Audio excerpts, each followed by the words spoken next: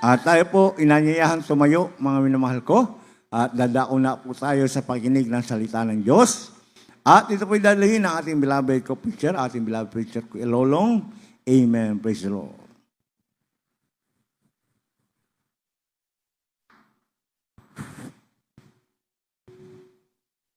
Amen. Praise the Lord. Hallelujah. God bless you. Thank you, beloved preacher Lito Lumagi. Praise God. Mami na mahal, manalangin po tayong lahat. Praise the Lord. Upang ang ating mahal na Panginoon ay magabay po sa bawat isa sa atin, mahal na Panginoon, sa oras na ito. Mga minahal sa oras na ito. Praise the Lord. Opo, ang banal Diyos, nga may kapangyarihan sa lahat. Sa banal na pangalan ng aming mahal na Panginoong Isus. O nang dalangin sa aming ginagalang sa iyo, Mala Pastor Evangelist Tuel de Estrada Almeida. Mahal na Panginoon, tulungan mo po ako, wala po akong magagawa. Gabayan mo kami sa banal na salita, kumilos ka sa aming talagitnaan, Amang Banal. Ito ang aming samot na langin sa banal na pangalan ni Jesus. In Jesus' name, Amen. Praise the Lord. Everybody shout, praise the Lord. Palakpakan po natin ang ating mahal na Panginoon. Praise the Lord. All the glory, honor, and power, majesty, and thanksgiving is only to our loving Jesus Christ. Double honor to our beloved parents in the Lord. Remembering and cherish loving memories and precious preachings and teachings of our beloved Honorable Evangelist Pastor Wildy Estrada Almeida. Praise the Lord to all Almeida children. Magandang gabi po sa mula buwan sa ating beloved ordained preacher. Sa lahat ng mga beloved preachers, pastoral workers, our webcast viewers, sa lahat ng mga minahal ng mga bisita, at sa lahat ng ating mga beloved brethren. Amen. Amen. Palakpakan po natin ang ating mahal na Panginoon. Praise the Lord. Hallelujah. Sa oras na ito, maminamahal, dadako na po tayo sa sunod na bahagi ng ating banal na gawain, ang pakikinig ng banal na salita ng ating mahal na Panginoon. Ang pamagat po ng ating mensahe sa oras na ito, the spiritual advantage. Ang espirituhanon nga ginansya. Espirituhano na pagpapala na yon ang ating hinhintay sa dakilang pagbabalik ng ating mahal na Panginoon. Ang key-verse po natin, maminamahal, ating matagpuan sa Mark chapter 8 verse 38. Praise the Lord. Praise the Lord. Sa aklat ng Marcos, Kapitulo 8, ang talata ay 36. 36. Sapagkat ano ang mapapakinabang ng tao na makamta ng buong sanlibutan at mapapahamak ang kanyang buhay? Praise the Lord.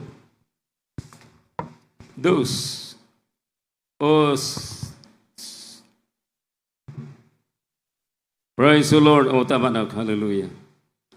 Ang sabi dito, mga minamahal, sapagkat ano ang mapakinabang sa tao na makamtan ang buong sanlibutan at mapapahamak ang kanyang buhay. Praise the Lord. Paliron man yan itong. Okay, yun po ang sabi ng Biblia. Mami naman, ano po ang ganansya ng isang tao na maangkin niya ang buong sanlibutan. Mayroon po siyang pabor, maminamahal. Siyempre, kung ang isang taong mayaman, hallelujah, yung kanyang kayamanan magagamit niya sa iyang hanap buhay. Kung ano ang kanyang mga plano, madali lang sapagkat marami siyang pera. Ngunit ang problema dito, sabi ng Biblia, for what shall a man advantage if he gain the whole world and lose his own soul? For what shall a man in exchange for his life? Ano ang maibigay ng isang tao sa kanyang buhay kapag dumarating ng isang hatol na ibinigay ng Diyos sa lahat ng mga tao? Kawawa naman yung mayaman, maminamahal. Ngunit sabi ng Biblia, tayo ay mayroon tayong ganansya, mayroon tayong mapakinabang. Hallelujah, sa lahat ng ating pagtitiis, sa lahat ng ating sakripisyo, sa espiritual na mga bagay, hallelujah, may pangako ang Diyos, hallelujah, na siya pupunta dito at kukunin tayong lahat sa dakilang oras o panahon na yan. Amen. Amen. Praise the Lord, hallelujah, hallelujah. Ano ang mapapala ng isang tao na hindi binigyan ng pansin ang paglilingkod ng Diyos? Yung kanyang kayamanan ay masasayang, maminamahal. Hallelujah, ngunit tayo, maminamahal, pinagpala ng lahat na mapinagpala.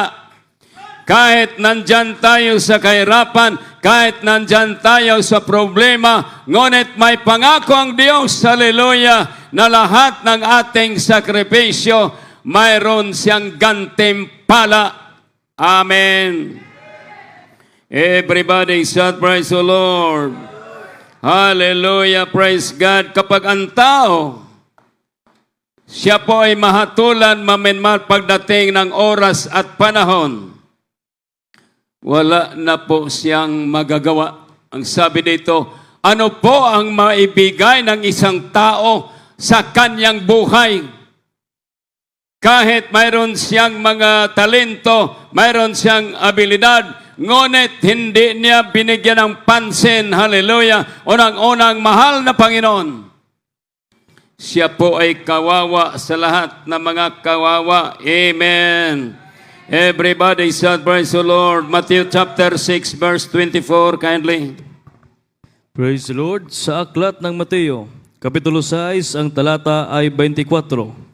Sino may hindi makapaglilingkod sa dalawang Panginoon, sapagkat kapuputan niya ang isa at iibigin ang ikalawa, o kaya ay magtatapat siya sa isa at pawawalang halaga ang ikalawa. Hindi kayo makapaglilingkod sa Diyos at sa mga kayamanan. Praise the Lord. Palakpakan natin ating Panginoon. Sino sa inyo ay hindi makapaglingkod, hallelujah, sa dalawang Panginoon? Kaya nga binigyan ng halaga ng ating dakilang Diyos mga paalala sa bawat isa sa atin na binigyan talaga natin ng pansin, hallelujah, ang Diyos na buhay na ating pinaglingkuran.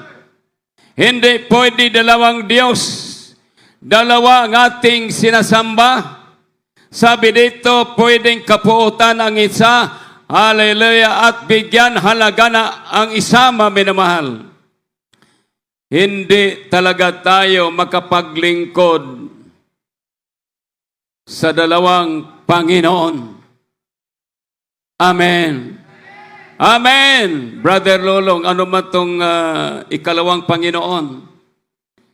Yung ating trabaho, yung ating negosyo, yung ating mahanap buhay, maminumal, praise the Lord, maging Diyos yan, kapag bigyan mo ng pansin, hindi ka na sumamba, hindi ka na gumawa ng kalooban ng Diyos. Yun lang ang negosyo, lahat ng iyong ginagawa. Yun ang paraan, praise the Lord. Bakit nagsamba tayo ng dalawang Panginoon? Hallelujah, isa lang talaga. Maminamahal, praise the Lord, ang dapat nating sambahin, ang Diyos ni Malapastor, ang Diyos, hallelujah, sa Jesus Miracle Crusade, maminamahal. Yon lang ang ating sambahin sapagkat nakatiyak tayo na darating ang araw na maliligtas tayong lahat. Amen. Everybody shall praise the Lord. Hallelujah, hindi kayo makapaglingkod sa dalawang Diyos. Hindi kayo pwedeng mamamangka sa dalawang ilog. Pwede ba yon? Hindi pwede. Isa lang ang bangka mo tapos dalawang ilog. Paano yan? Hallelujah. Pinaintindi ng ating dakilang Diyos na bigyan nating halaga ang spiritual. Hallelujah. Praise the Lord. Na mga bagay na dapat nating gawin ng mainam, hallelujah, sa ating buhay para masiguro natin ang spiritual na mga advantage o mga, praise the Lord, o ganansya sa tubangan ng ating dakilang Diyos. Praise the Lord. Hallelujah. Lucas chapter 8 and verse 25. Praise the Lord. Sa aklat ng Lucas, Kapitulo 18, ang talata ay 25. Sapagkat magaan pa sa isang kamilyo ang pumasok sa butas ng isang karayom, kaysa isang taong mayaman na pumasok sa kaharian ng Diyos. Praise the Lord. Praise the Lord. Mas masayon pa, mas madali pa ng kamilyo pumasok sa butas ng karayom kaysa isang mayaman na makapasok sa kaharian ng Diyos. Istorya po ito sa Jerusalem noong unang araw. Ang Jerusalem, kapag mayroong mga estranghero, alas 10 ng gabi ang kanilang curfew hour. Pag abot ng alas 10, wala nang mga estrangherong papasok doon. Yung mga mayayaman, maminamahal, aarkilayan ng mga kwarto. Mga abangan ng mga kwarto, mga bahay, doon sila hanggang umaga nagbabayad, maminamahal. Ngunit kapag ikaw ay lumad na taga Jerusalem, mayroong sekreto doon, yung tinatawag na butas ng karayom.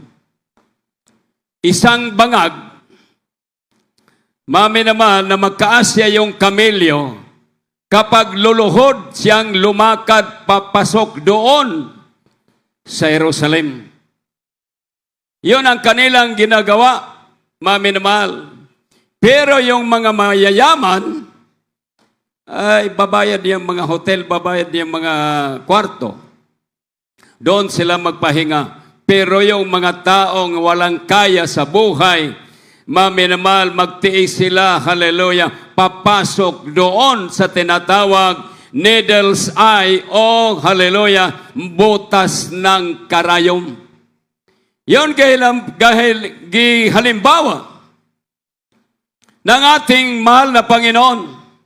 Mas masayon pa sa isang kamilyo na pumasok doon sa butas ng karayom kaysa isang taong mayaman na pumasok sa kaharian ng Diyos. Everybody shout praise the Lord. Everybody shout praise the Lord.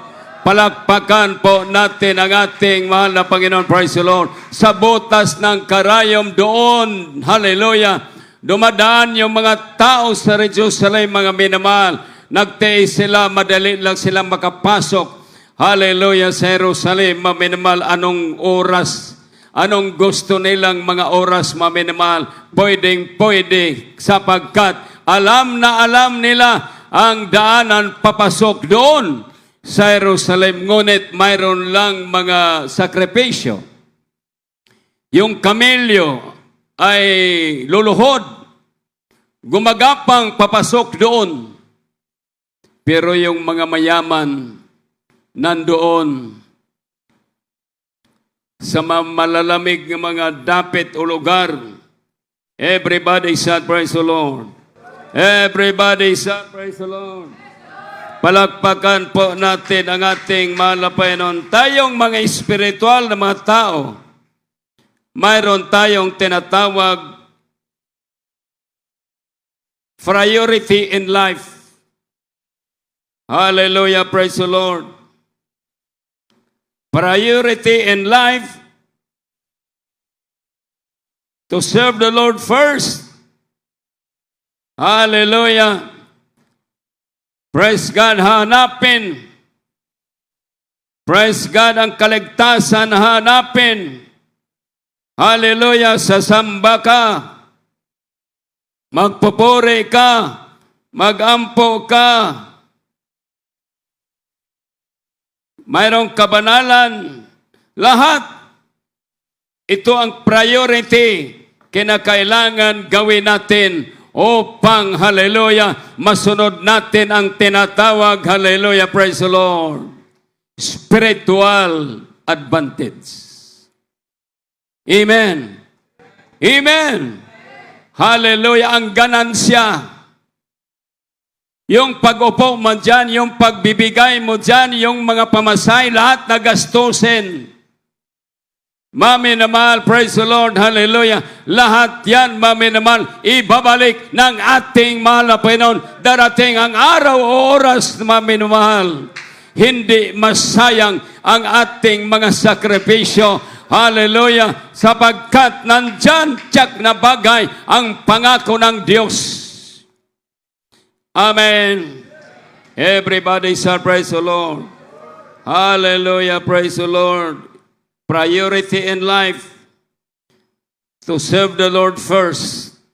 Sabi dito, but seek ye first the kingdom of God and His righteousness, and all these things shall be added unto you. Amen. Second priority in life. Priority in life. Mami naman, natural. Maghanap buhay tayo. Amen. Hindi naman pwede pabayaan natin ang ating pamilya. Mayroon tayong mga anak, mayroon tayong pinakain, hallelujah, araw-araw.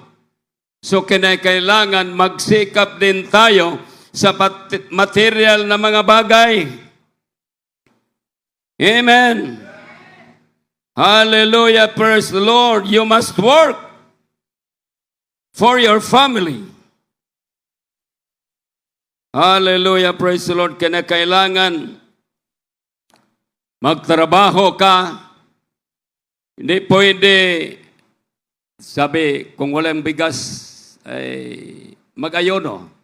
Eh, yung maliliit mong mga anak, paano yan? So, kinakailangan dyan, ang second priority natin, yung ating mga hanap buhay. Amen.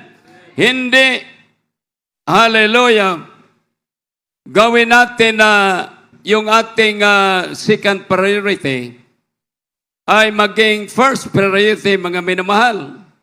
So, ang ating second priority, mapaglingkuran ang Diyos. Hallelujah. Gagawa tayo o magtrabaho tayo, maghanap buhay tayo. 1 Timothy chapter 5, verse 8. Praise the Lord. Praise the Lord. Sa aklat ng unang Timoteo, Kapitulo 5, ang talata ay 8. Datapwat kung ang sino man ay hindi nagkakandili sa mga sariling kaniya, lalong-lalo na sa kanyang sariling sangbahayan, ay tumangging siya sa pananampalataya at lalong masama kaysa hindi sumasalampalataya. Praise the Lord. Praise God. Kung ang tao wala magpakabana sa iyang kaugalingong pamilya, sabi ng Biblia, praise the Lord, mas dautan pa siya sa mga dili magtotoo. Amen. Amen. Hallelujah. Kinakailangan yung hanap buhay din natin, maminaman, gagawin natin upang, hallelujah, ang ating pamilya, sila po ay makakain, makabiste, lahat. Amen. Amen. Everybody shout, praise the Lord. Palakpakan po natin ang ating mahal na Panginoon, praise the Lord. Marcos chapter 10, verse 17 up to 23. Praise the Lord. Praise the Lord. Sa aklat ng Marcos, Kapitulo 10, ang talata ay 17 hanggang 23. 17. At nang siya'y umalis na lumalakad sa daan, ay may isang tumatakbong lumalapit sa kanya at lumuhod sa harap niya. At siya'y tinanong, "Mabuting guro, ano ang gagawin ko upang ako'y magmana ng buhay na walang hanggan?" 18. At sinabi sa kanya ni Jesus, "Bakit tinatawag mo akong mabuti? Walang mabuti kundi isa lamang, ang Diyos." 19. Nalalaman mo ang mga utos, huwag kang pumatay, huwag kang mangalunya, huwag kang magnakaw, huwag kang sumaksi sa di katotohanan, huwag kang mandaya, igalang mo ang iyong ama at ang iyong ina. 20. At sinabi niya sa kanya, "Guro, ang lahat ng mga bagay na ito ay aking ginanap mula sa aking kabataan." 21. At pagtitig sa kanya ni Jesus, ay giniliw siya at sinabi sa kanya, "Isang bagay ang kulang sa iyo, yumaon ka, ipagbili mo ang lahat mong tinatangkilik at ibigay mo sa dukha at magkaroon ka ng kayamanan sa langit at pumarito ka, sumunod ka sa akin." 22. Datapwat siya'y nahapis sa sabing ito at siya'y yumaong namamanglaw sapagkat siya ay isang may maraming mga pag-aari. 23. At lumigap si Jesus sa palibot-libot at sinabi sa kanyang mga alagad, "Kay hirap na magsipasok sa kaharian ng Diyos ang mga may kayamanan." Praise the Lord. Everybody say, praise the Lord. May isang tao, maminamahal, habang ang ating mahal na Panginoon lumalakad sa daan, tumatakbo yung isang taong mayaman. Sabi niya, "Mabuting guro, ano bang gagawin ko para makapagmana ng buhay na walang hanggan?" Sabi ng ating mahal na Panginoon, "Huwag mo akong tawagin mabuti. Walang ibang mabuti kundi ang Diyos." Amen. Amen. Everybody shall praise the Lord. Hallelujah, praise God. Sabi ng ating Ginoong Hesus, hallelujah, nagawa mo na ba ang lahat ng mga utos? Nang hinambog pa ng tawhana sa Ginoo, gikan pa ko sa gamayng bata. Hantod na karon. Kompleto na tanan, kung bapas ng libutan pa, pansit na kayo na. Alam na alam ko na yan, mahal na Panginoon. Hallelujah, praise the Lord. Huwag magnakaw, huwag mangalunya, hallelujah. Lahat na yan binanggit ng taong mayaman. Alam na alam niya. Ang banal na kasulatan, maminamal. Everybody shout, praise the Lord. Palakpakan po natin ang ating dakilang Diyos. Hallelujah. Ngunit alam ng ating mahal na Panginoon, ang dyan sa kanyang puso, mayroon siyang kulang. Mayroon siyang kulang, maminamal. Hallelujah.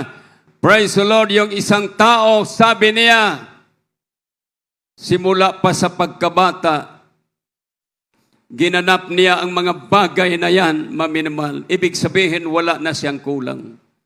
Kampante na siya sa kanyang buhay.